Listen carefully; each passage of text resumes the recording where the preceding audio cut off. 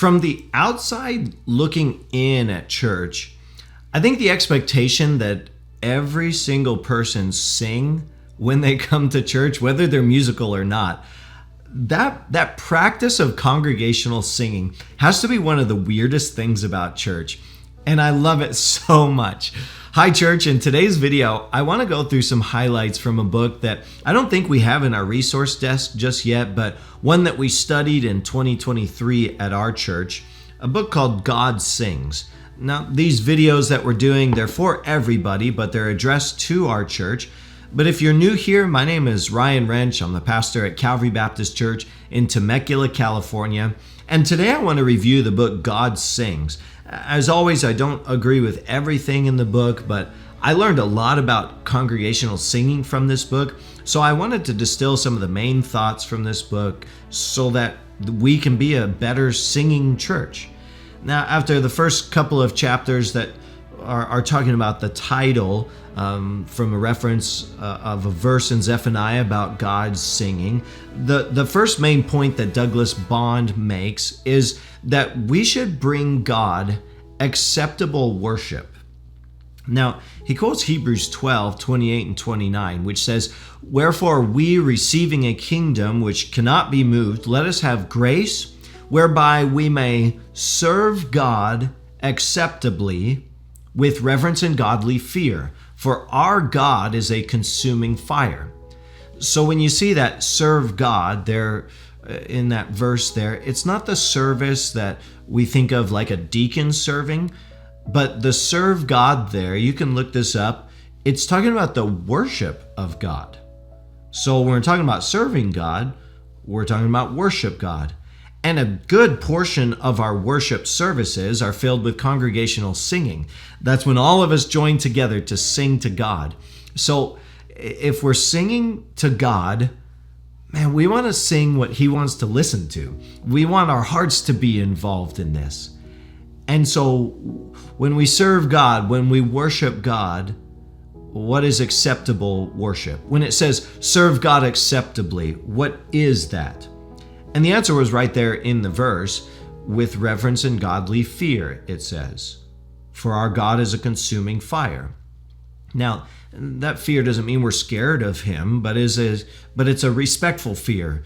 It's a fear of God that produces awe and reverence and respect, so that even our joy and praise doesn't lower Him to be buddy-buddy with us, but even our joy and praise is with reverence and godly fear. So it's not necessarily about a style, but that kind of leads into the next point he makes, is that we can make an idol out of our style.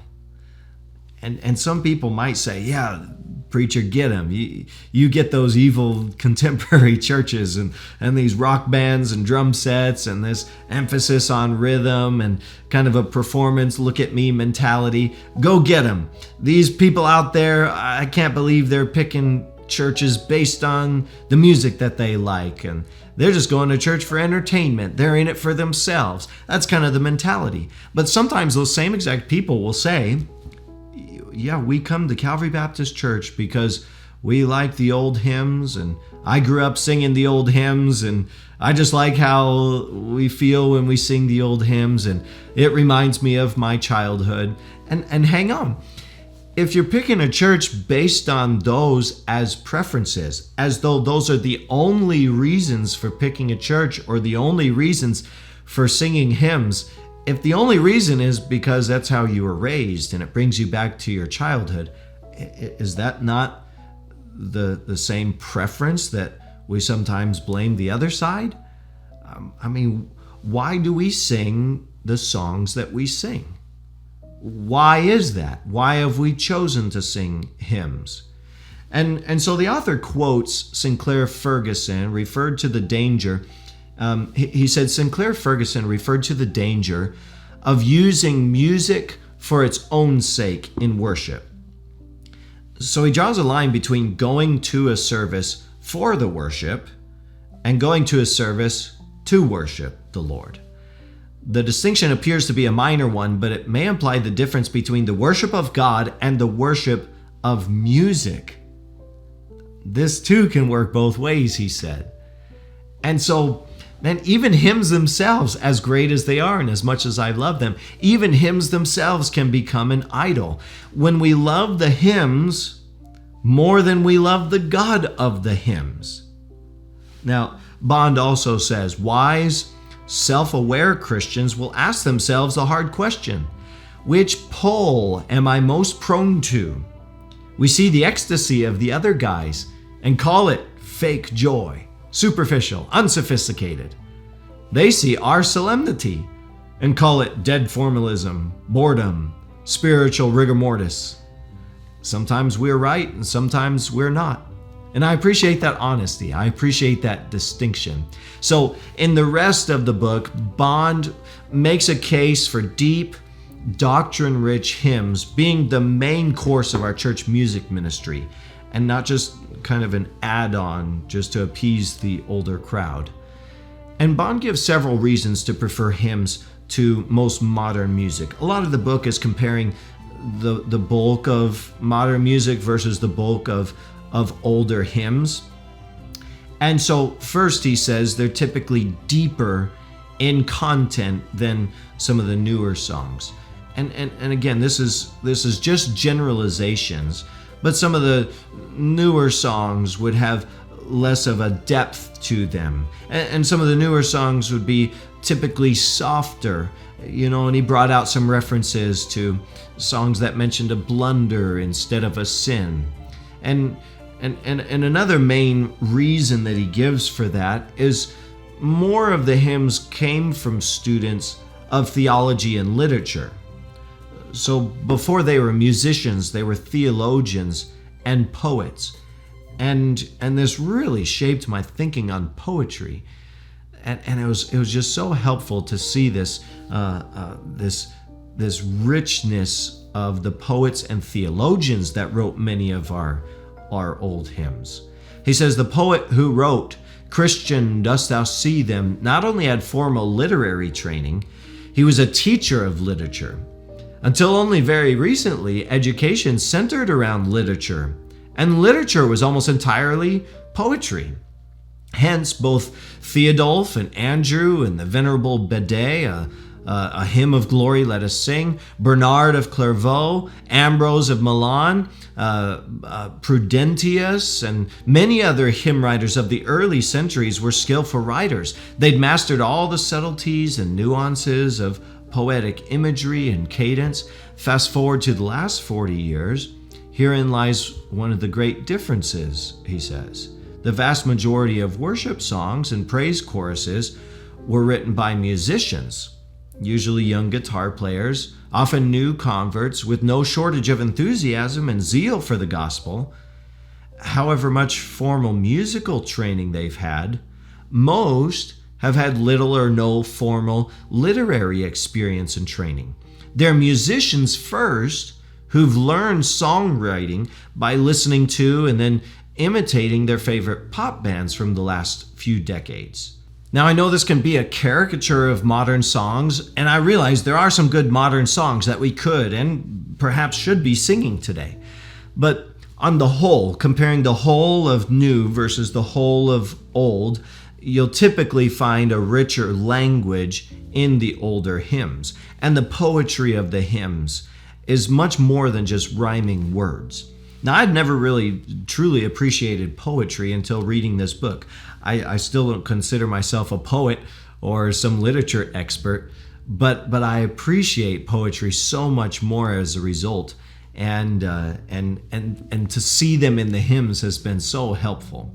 Now, Bond says, excellence in poetry is supremely a gift of God.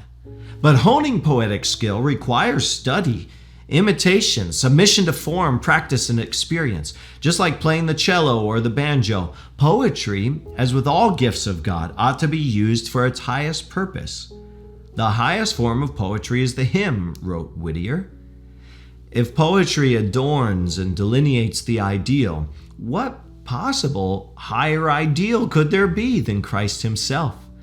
Even French Catholic de Tocqueville felt uneasy about American poets using their quills to gush about streams and mountains and themselves, instead of celebrating, quote, the providential designs that rule the universe, that show the finger of the supreme governor, that reveal the thoughts of the supreme mind, close quote. Notably, themes appearing in psalms and the finest hymn poetry. Bond says, I wonder how many of us would have thought of the words we were singing in worship as that highest form of poetry. Now, at our church, we've been pressed to make music sometimes more catchy, more approachable, more accessible. But boy, I would hate to lay aside such powerful poetic hymns and sacrifice them on the altar of what is always just new. And I'm not saying new is bad. New is not bad in itself, but I just see an appetite in people for new songs and songs that reflect their tastes. And there seems to be comparatively little thought given to serve God acceptably with reverence and godly fear. For our God is a consuming fire. And songs that reflect that nature of God. Now, as a kind of case study, the author nitpicks the popular song 10,000 Reasons, and I think he does a fair job in that. And he ends the section with this: worship is going to stretch us beyond anything that comes readily to hand. Though we were made for worshiping the living God, broken and distorted beyond recognition by the fall, true worship in spirit and in truth, is going to require the transformative, almighty power of God. True worship has never been about what we are capable of doing. It's always been about what God alone, by His sovereign omnipotence, has done in us, rescuing us from all our foes. I absolutely love our church's congregational singing, and I love it so much. And I love the heart that Spurgeon had for the church that he pastored too. And he said this, or someone said this about Spurgeon: the singing was almost overpowering. When that ocean of people rose and sung, "Grace, 'tis a charming sound," it seemed as if the windows of heaven were opened. This seemed like worshiping God, like making melody in the heart unto the Lord. How unlike this is an organ and a choir making music for a sitting, silent congregation. Mr. Spurgeon evidently takes delight in the service of a song, and is anxious above all things that every man, woman, and child in the place should sing. In announcing the hymn, he generally makes some remark, such as, "Let us sing joyfully the 48th Psalm," or, "Dear friends, this hymn is full of joy. Let's sing it with our hearts." Now, Spurgeon later himself said, "The devil has seldom done a cleverer thing than hinting to the church that part of their mission is to provide entertainment for the people with a view to winning them."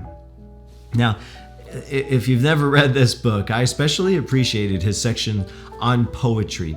And if nothing else, that might be worth the purchase price of the book.